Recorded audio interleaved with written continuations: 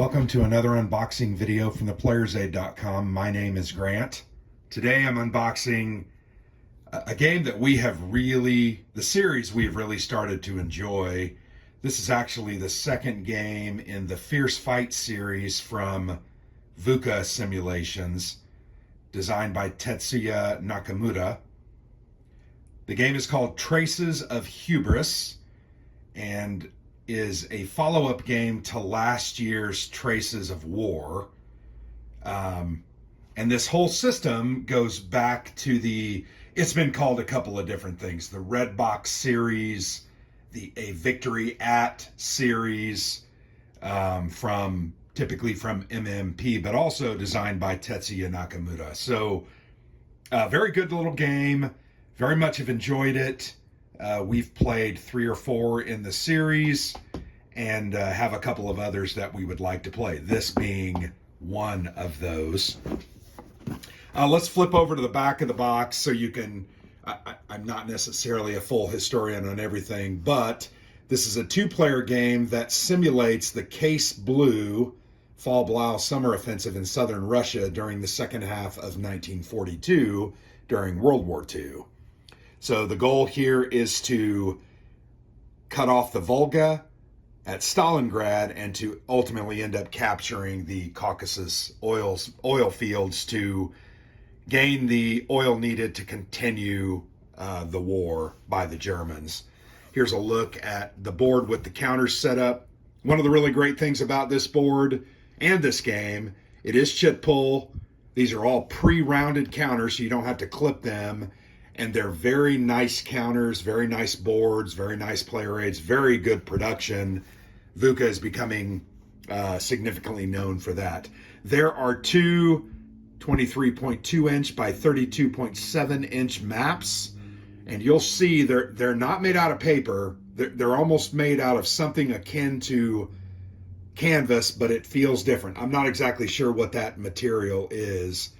There are almost 300 5/8-inch counters, 24 3/4-inch counters. There are play aid sheets, a solitaire track sheet, a rule book, and then 1 6-sided die. The unit scale is division and core. 1 turn, 2 weeks. 1 turn is 2 weeks or 1 month. And then the map scale is 22.5 kilometers per hex side to side. And the playing time is 3 to 6 hours, depending on if you play a scenario or if you do the campaign. But nice look at their boxes. They really do a good product. This is a very sturdy box, very well put together. I also really enjoy that it's just that's like a 1-inch box, and I'm good with that because this is a big war game that's in a small box. I can get a couple of these in each cube in my shelving. So very much appreciative of that. First thing you see here is a wooden 6-sided die. There is just the 1 die in the game. We'll replace that with, we have several different types of custom dice, both German and Soviet. Here is the rule book. The rule book is 19 pages, and you can actually see the final 2 pages here are basically historical notes. You can see the different, the front as it moves and develops. There's some developer notes. So the last 4 pages really aren't even game rules.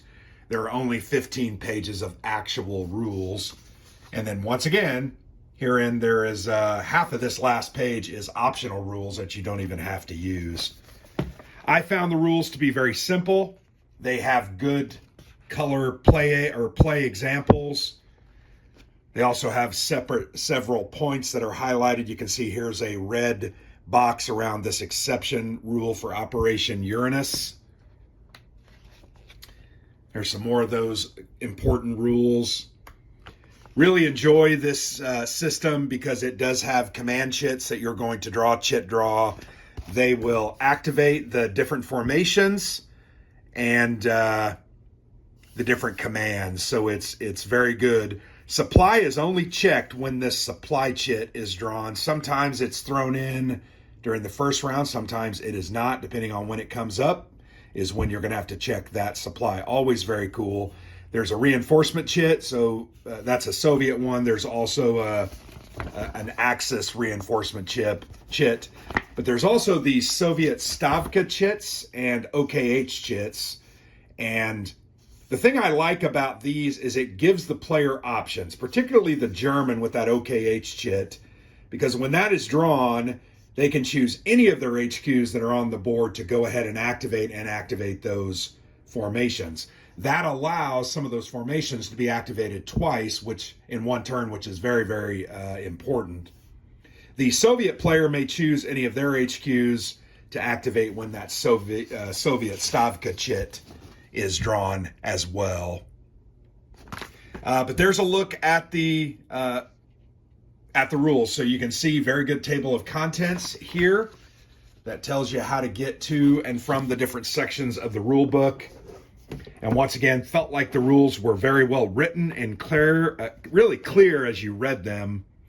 I don't know that we had many problems at all. And now I'm popping out these counters, and I wanted to hold them up just to show you all of them. These are very loose in these sprues, which is a good thing and a bad thing, because when you do an unboxing video like this, they're going to kind of pop out. So these are Soviet chits. Some of them are Soviet chits.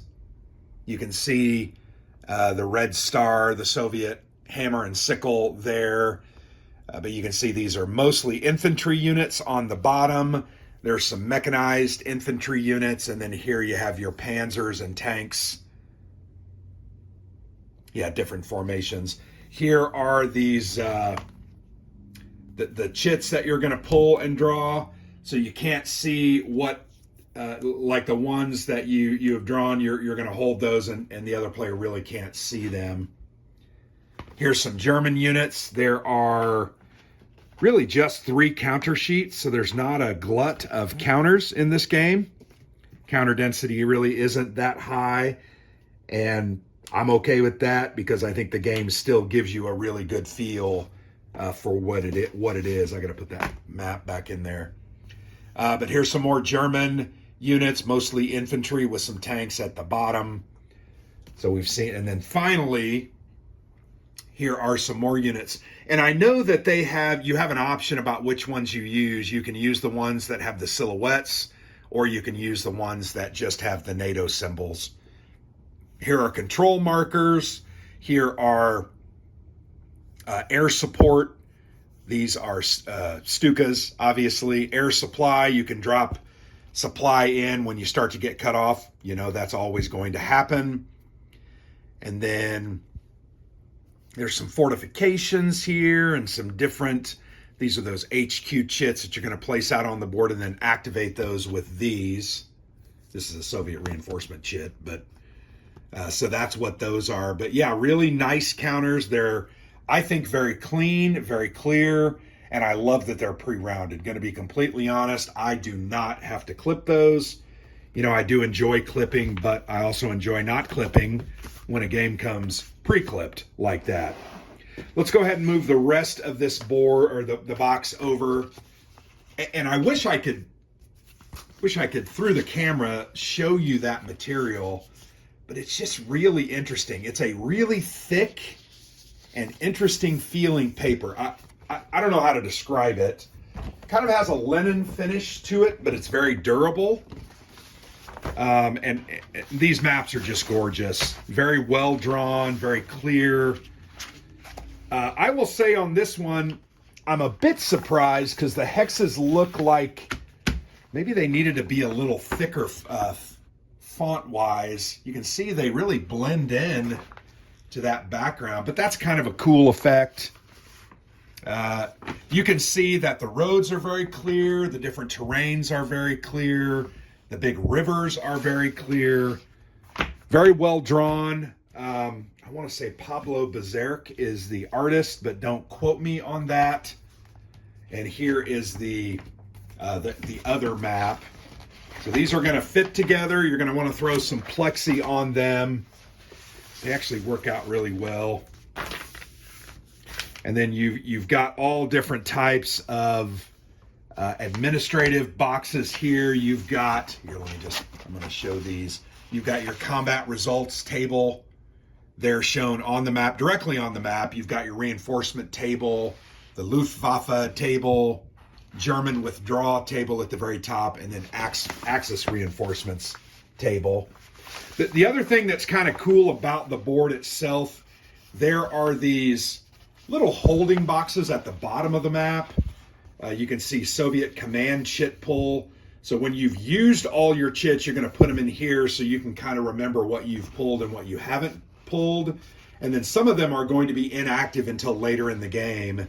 But you also have your force pool here. You have tanks and HQ units. And then here in the circle, you can place the active chit. I didn't show you that, but the German player also has that at the bottom of the map. So very good play, kind of a playability thing. And then here you have the Axis rail transfer box at the bottom in transfer. And then up here at the top, you've got the turn track. I didn't show you this before, but you've got the turn track. You've also got a reinforcements track over here that tells you, sorry, you can see that right there, what units are going to come on the board. Boy, in these maps, I'm just telling you, they're really, really nice. They just have a great feeling about them. Very, very nice. Really like that. Their play aids in this game are also very nice. Very thick. You can hear that. You can see it. Those are very nice. They're not going to wear. This is a VP track. And then has some other transfer box as well as some Soviet force pool and German force pool boxes at the bottom. I don't know if this is this. I think this is the solitaire board. So I think when you're playing solo, you end up using that. But here you can see there are 4 play aids. They are both basically double-sided. So here, and there are 2 of each type. So these are player aid A, and each player is going to have 1 of these. They are double-sided. One side has combat results table, reinforcements, all of that stuff that I showed you on the map earlier, as well as a terrain effects chart so you can clearly understand some of the rules about how they enter and bridge rivers, etc., and then all of those other tables. So very clear, very big. On the front of that, you've got your sequence of play here. You've got things like stacking limits, command range. Here you've got the individual parts of the sequence of play all the way down to supply, which is last. Talk a little bit of instruction about zones of control, city and town control, rail transfer. And then on the back, you have the same information, the combat results table that I already kind of showed you. Player aid A and B, so each player is going to get 1 of those, hold on to those, and be able to use those themselves. Very nice when, when a company gives you enough of those to everybody have their own, which is good. So there you have it. Traces of Hubris, going to be a very good game and I know that because we've played the other one from VUCA and it was great. Traces of Hubris was absolutely fun. This one's going to be the same way. I hope that they've corrected some of the minor areas where the maps come together.